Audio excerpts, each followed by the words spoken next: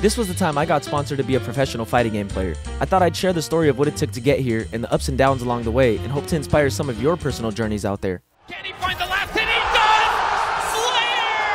does! Slayer! Injustice 2 is about to come out, and I didn't think I was going to be able to compete, man. Like, the first tournament was in Combo Breaker. I was down bad at the time. Like, how the fuck was I even going to make it out there? There was a pro tour. Right before that, a month before the game came out, this company called ESL had ended up hitting me up. Their headquarters were based out of Burbank, California, which was like kind of by where my family lived and shit, like right here. And so I hadn't already been home for like a couple years at the time.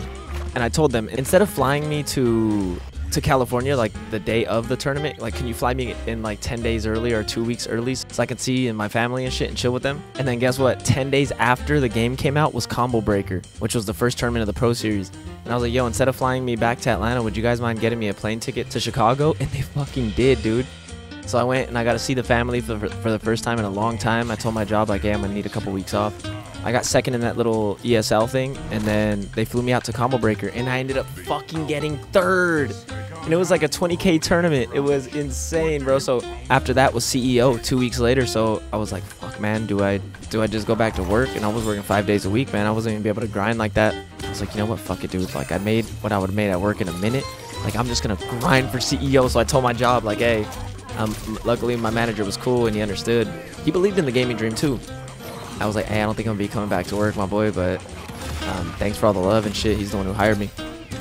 And he's like, bro, go get it, man. And I fucking grinded for the next 2 weeks, like, desperately lasered in, dude. I'm talking, like, I was even chopping it up with Rewind at the time, like, yo, how the fuck are you winning like that matchup? I ended up going to CEO after those 2 weeks, and then I ended up getting second. That was the time I beat Sonic and shit.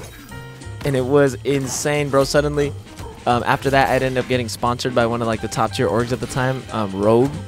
And, bro, they were paying, like, me salary and shit, and suddenly, bro, I had a travel manager and a liaison, and I was seeing all these states, bro. I got to go to Vienna, Austria, and fucking Canada, and all sorts of crazy shit. Traveled a bunch of the states, and it was just insane, the switch, man, because for some time there, it just seemed like the dream, you know what I mean?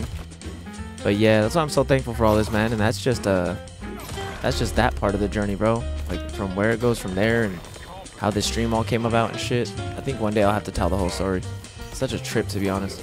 So I'm so thankful, man. That's why all you guys who are there's been a lot of good people who've had love for me for no reason, man. That's why whenever you guys come through, and every person who chills a part of the stream, or nobody owes you shit, you know. So for anybody to give you any sort of love or benefit of the doubt, it means a lot to me, man. And so I tell these folks I love them, man, because dude, y'all don't even gotta say it. You guys show it by being a part of this shit and just being good to your boy.